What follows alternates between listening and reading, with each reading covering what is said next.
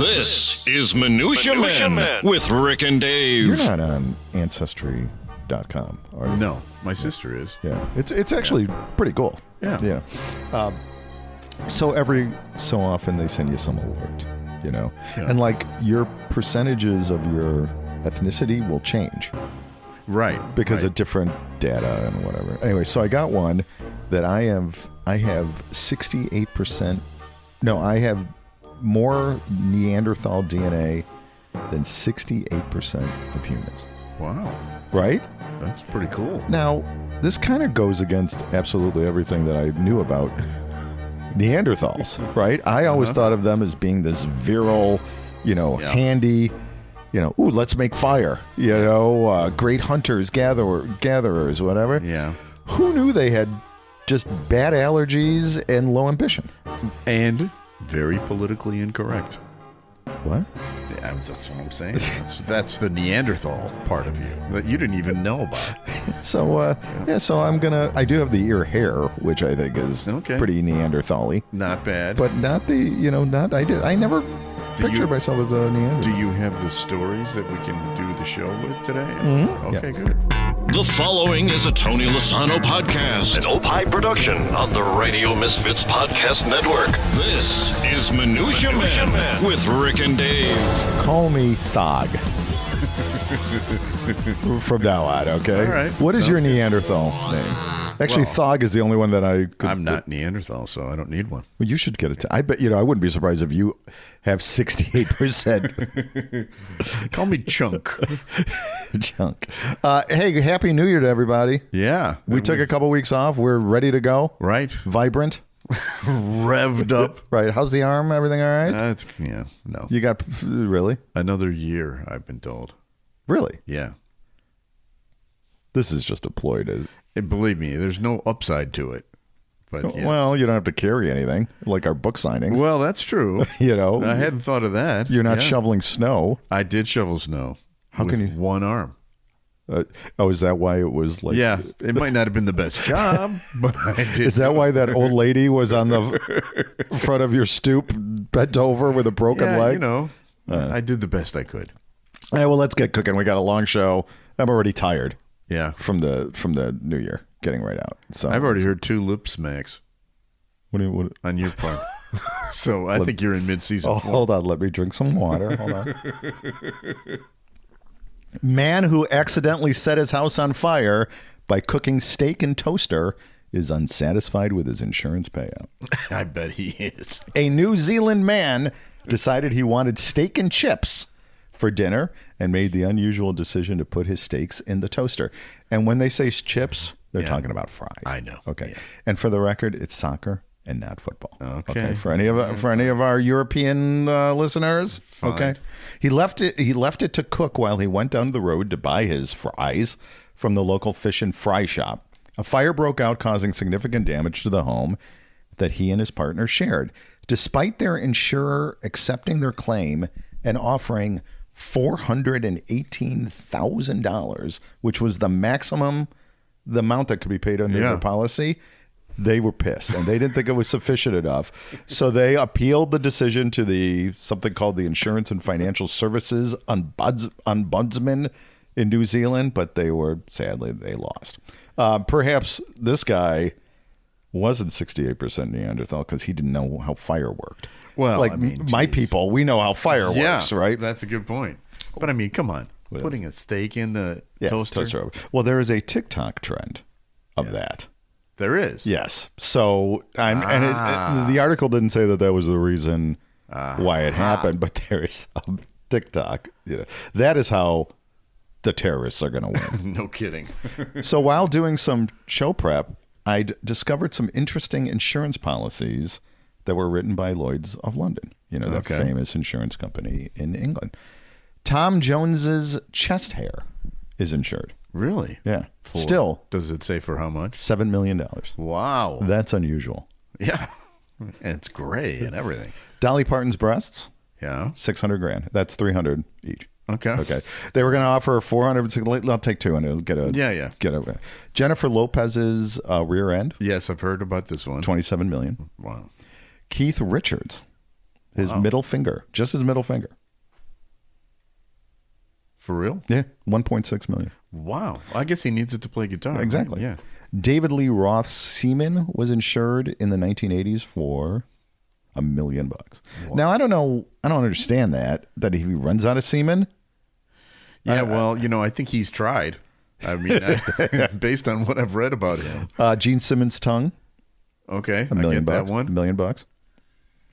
And Shirley MacLaine, remember? She's still alive, right? Shirley MacLaine. I think she's dead. She's probably alive again. Somewhere. So she was insured for $399,000 in case she got abducted by aliens. $400,000.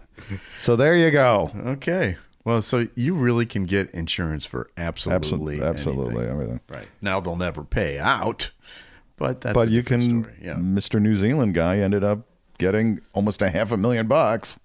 Well, I've got a story for you. This is my favorite time of year in some ways, Dave, because every January, ECOM, which is British Columbia's largest emergency communication center, puts out their top 10 list of terrible 911 calls they got this past year.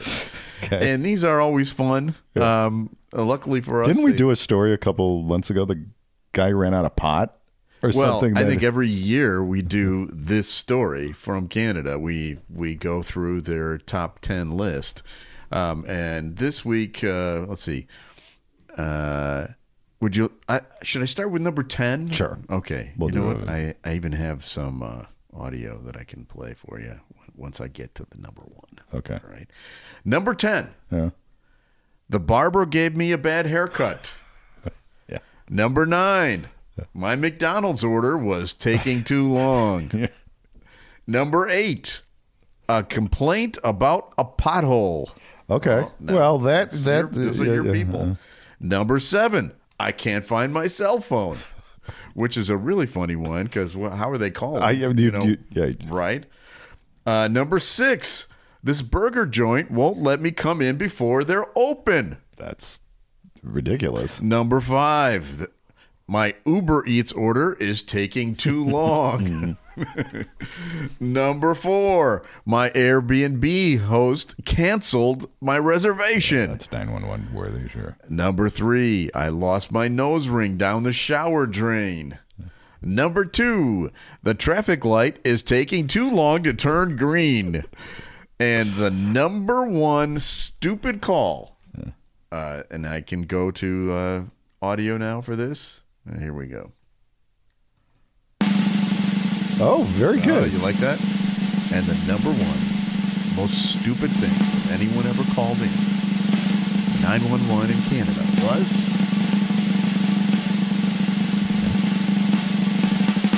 to ask for directions home from the Drake concert.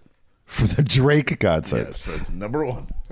So, I mentioned that we had something with my marijuana, I ran out of marijuana. I think all of these people's marijuana was not run out. Yes, I think there might be some on there. Yeah. Hey, we got a review. You want to hear it? Sure. Just found this podcast last week and so glad I did. This is actually 2 weeks ago because we didn't have a show, so this is now 3 weeks ago. Okay. The hosts interview an interesting range of guests and have some unique questions. Check it out.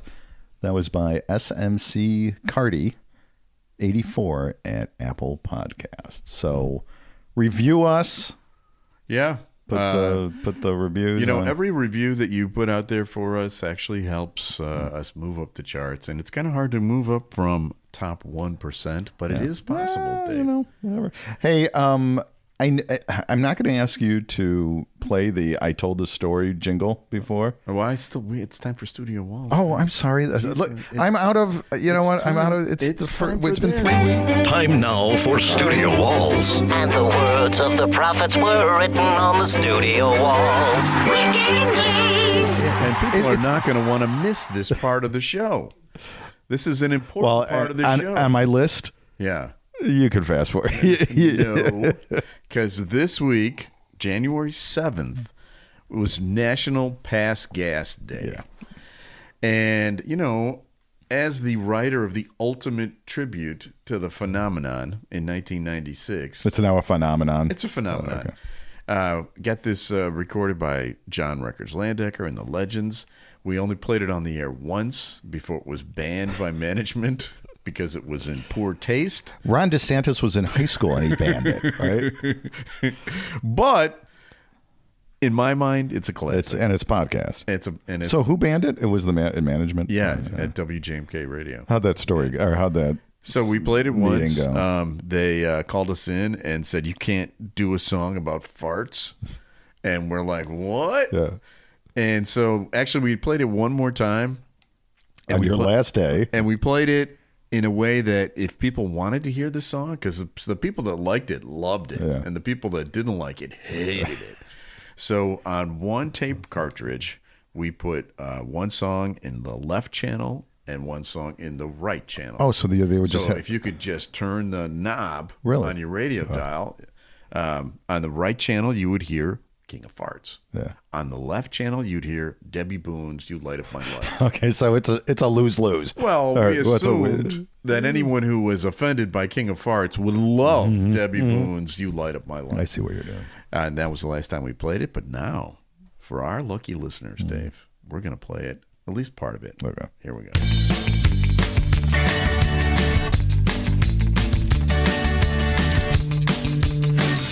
Farting. Hey, who cut the cheese?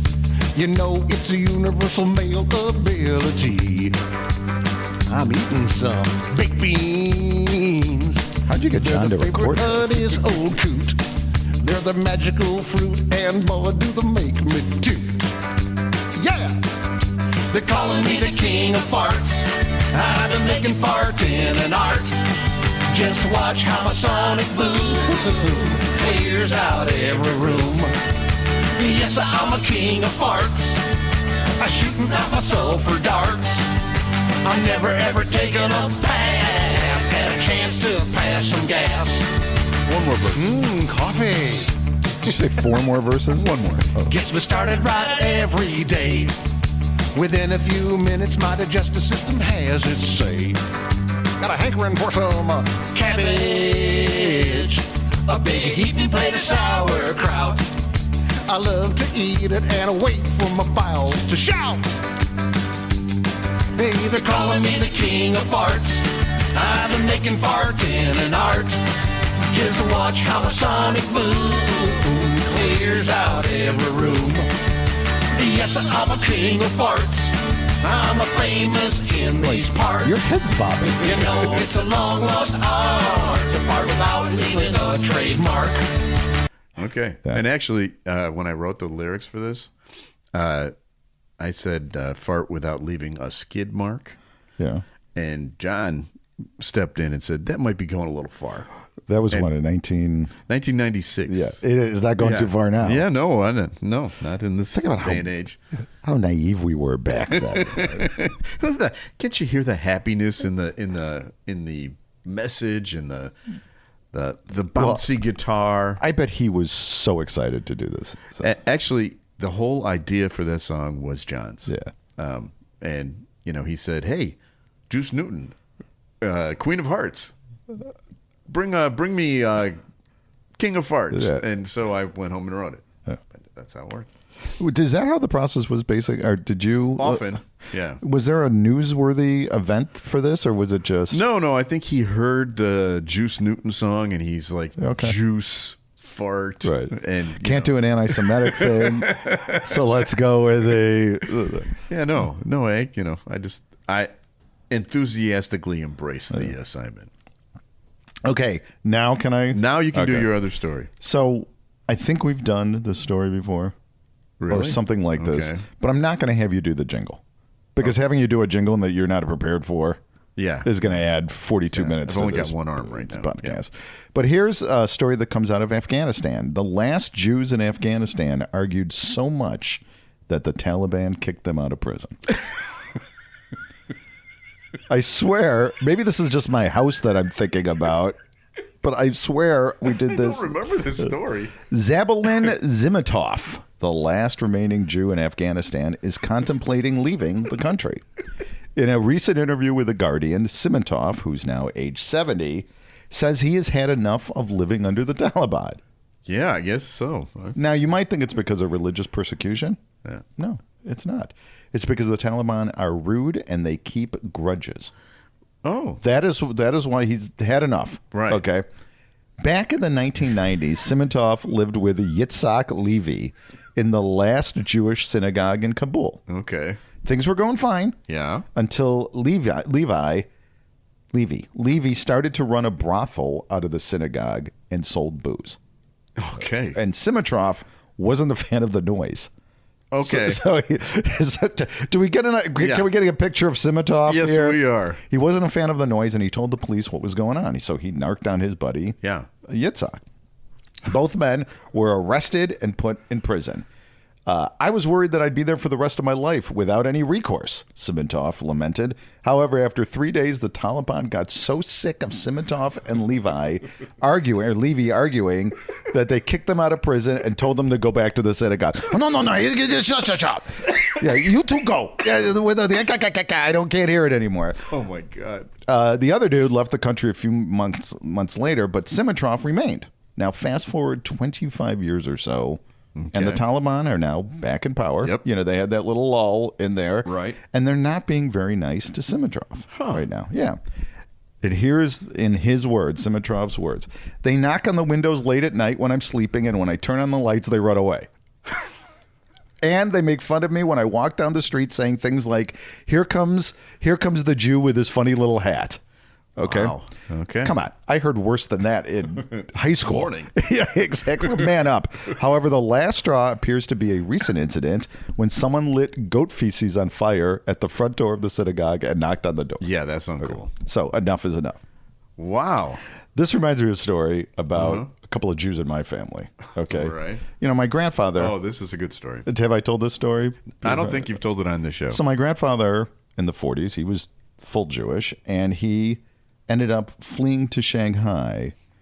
He actually left pretty late. It was sometime in the 40s because Shanghai was one of the only places that took Jews. Right. America, Right. Shanghai. Yeah. Well, which is good because we love their food. Yeah, Go that's true. any Christmas Eve, the That's places true. are packed with my people. And like I said, it was one of the few places that took Jews. His brother Ernst also fled to Shanghai. Okay. And they stayed in the same. There was only one ghetto. Yeah. There's like 30,000 Jews. It was like Naperville, basically. Right. And I'm sure it was just like Naperville. Okay. And they lived in the same ghetto. Okay. They hated each other so much that they would pass each other on the street and not even acknowledge the other one's existence. Can you imagine having, you're exiled from your country, the Holocaust is going on, World War II, you're in China in a ghetto, and you hate your brother so much. Do you know what the dispute was about? No, but I suspect George took like the last piece of strudel in Right, 1902 or something. Exactly. It was an onion roll inspired by. Yeah, so. Okay. Well, I love that one. I have a story. Good for you. vibes to Simintov. Yes. He's welcome in Naperville. Yes, but not Chicago. Right. Parts of Chicago. Listen, this is a story that took place over the holidays, and it's a kind of holidays-related story. But it's something that I felt like I needed to save to share with you. Okay. Spirit Airlines has apologized after it mistakenly put an unaccompanied child on the wrong flight during the holiday season travel rush. Now, the child... Jenkins! The child was supposed to fly from Philadelphia International Airport to Southwest Florida International Airport in Fort Myers on Thursday, but the minor was incorrectly boarded on a flight to Orlando instead, according to the airline. Spirit did not provide any information about the child or explain how that mistake happened. Or his age, right? We have no idea what that. WINK-TV, a television station in Fort Myers, identified the child as a 6-year-old first-time flyer who was supposed to visit his grandma. I ran inside the plane to the flight attendant and I asked her, "Where's my grandson? He was handed over to you in Philadelphia," she said. "No, I had no kids with me," the woman on the flight said. And now, this is Maria Ramos, the boy's grandma. Fortunately, Ramos's grandchild called her because, kids these days, they're a little more resilient than we were, and said that he landed and he was 160 miles away. Okay, so they went. When I was 6, I would have just gone, you know what? I'll just find a family here, right? Well, I understand why she wants answers to this. Yeah. Of Don't course. you understand? So another kid doesn't get. Well, but I can also give her the answers if you want the answers. I can tell her exactly what happened. It's Spirit Airlines. Yeah. The mom probably didn't pay the extra $50 correct destination fee, or the extra $50 flight attendant pretends to give a shit fee, or the extra $50, hey kid, you're getting on the wrong flight fee. Do you? Go ahead. Well, I mean, I was getting wound up, but I'm okay. Do you remember back when we were kids? There was the kid that was supposed to fly to Auckland. Was in New Zealand, right? And went to Oakland instead, or vice versa. No, I don't remember that. That was all over the news, And I would have. So my parents put me on a plane when I was 10 or 11. 6 is a little young. Yeah, I think. yeah. But 6 is not good. Anyway. My teenagers, Aaron and Julia, flew. This past Christmas, and Julia called us 3 times on the way from security to the gate, going, "Okay, what do I do now? What do I do now? Where am I going? Whatever." So I can't even imagine a 6-year-old going. I remember though when my mom and dad sent my sister and I to Austria for the summer. And you had no relatives in Austria. They just said go to Austria. Right? Well, we were being picked up by people we had never met before, who were from the same hometown in Romania as my dad. Yeah. And Romanians are really friendly, though. Oh well, I mean, oh my God, it's actually detailed in a book of mine. But I just remember looking back as I got into the airplane down the tunnel, looking back at him, waiting for the. We're just kidding. Yeah. You're really just throwing us on a freaking airplane and sending us to a totally foreign country? They did it. Didn't you? Now it's somewhat related, but didn't you take Johnny to the police station once? and right? All right, you're gonna make me tell yes, tell that story. All right, this is my lowest moment as a parent. Right, Johnny, my middle son, had a bit of a temper, a little violent, a little hot-heady. Yeah, and when he was in school, we used to what age? In preschool. We're talking preschool. Okay. They used to give him little rewards for every 15 minutes that he didn't punch somebody, because he, had a little hair trigger temper. So if he was living with his brother in Shanghai, oh my God, they would walk next. Believe me, Sean and Johnny, if they heard your story about your grandpa, they'd be like, yeah, I get it. But anyway, one day, Johnny, we were visiting relatives, and he was playing with one of his cousins. And he punched her, and I said, a girl. I said, you do that again, and I'm going to take you to jail, because that's what happens to people that punch other people. And he had just been to the jail the week before because of a Boy Scout outing or a Cub Scout outing. So he had seen the inside of a jail. They did a little tour. Wait, the Cub Scouts? Well, it was a police station. It was the local police station. And the policemen showed him around, and they had a little holding cell there at the police station.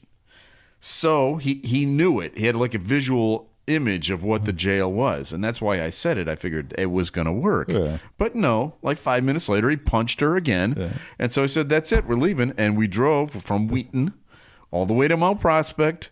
Walked up the stairway at the police station, went up to the front door. He's like, Dad, no, you can't do this to me. Hey, I'm sorry. I told you. It's the rules. We're German. It's the rules. And before I opened the door, I looked back at him. I said, do you promise you're not going to punch anybody again? He goes, yes, Dad, I promise. I said, all right. And then we walked back to the car. So what would you have done if he's like, I'm calling your bluff, Dad? Well, I'm pretty confident the cops would have been on my side. I think they would have gone along with it. Yeah. All right, let's put him in jail. Keep him here. Keep him here 2 days. I'm asking 2 days. Don't put it on his permanent record. Yeah, just keep him here for 2 days. Get a little vending machine food. And he's grown up into a fine young man. A fine young man who's like a pacifist. So he's a Bernie supporter. So maybe it worked. Did you ever think of that? Yeah, I'm sure. Maybe my parenting techniques are really genius. All child psychologists are saying that this is a great thing to do. All right, it's time for our last feature. A random name pulled out of Rick's bowl of brushes with celebrities. Mixture, collection, selection, assemblage, medley, assortment, variety. Time now for Celebrity Potpourri with Rick and Dave. Wouldn't it have freaked you out if the cop, like, you were like, hey, Johnny, how you doing? You know, like he had been there. Right, exactly. This is from Warren. Yeah. Warren sent this over the holiday. I found your podcast after I read Rick's book Back in the DDR, which my daughter gave to me for Christmas last year. Loved it. Like Rick, I grew up overseas. My dad worked for NATO, and I attended the International School of Brussels. Oh. One of my classmates was P.J. Souls. The actress from the Halloween movies? I think she was, but it says here... Rock and roll. Do you remember her? She was the girl in Stripes who Bill Murray wanted to give the Aunt Jemima treatment to. Okay. But I think it is the same girl that you're talking about. I always thought she was nice and cute. Her father worked for a tobacco company, I think. But I never dreamed I'd get to see her naked. Thank you, Hollywood, and thank you guys for your show. Okay. She was... PJ Souls. You know what? We've got to try to get her on the show. That'd be a great story to relate to her. That'd be great. Yeah, she was like a scream queenie. Yeah, wasn't she? Yeah, she was in Rock and Roll High School. Yeah, I think she was in Halloween or one of those things. Yeah. Well, anyway, we have people to thank. Yeah. Thank you to Tony Lasano, our executive producer with opishows.com. Wishing Tony a happy and healthy 24. Yes, Happy New Year, Tony. And Happy New Year also to Ed Silla with the Radio Misfits Podcast Network, who bought the loop files. Did you see that? Oh. Yeah, it was one of the names I saw come across the transom there. I have to talk to him and see how the packaging was. Yeah, I'm sure it was excellent. He is the Radio Misfits guy who distributes this show. Thank you to Ed. And I guess, we're going to be back in the saddle again for a while now, right? I think it's time for a 3-4 week vacation. Yes. No. Yeah. I'm saying and we're right going to fire up the celebrity interview podcasting. Yes, we're taking a little time off on that. Yep. Celebrities need their time out too. Yeah. So, but we'll be back again next week with a brand new episode of Minutia Men. The proceeding was a presentation of the Radio Misfits Podcast Network. Find our other great shows on iTunes, Stitcher Radio, and at RadioMisfits.com. Thank you. This has been a presentation of Opie Productions. Tony, can you shut up? I think it's time for a 3-4 week vacation.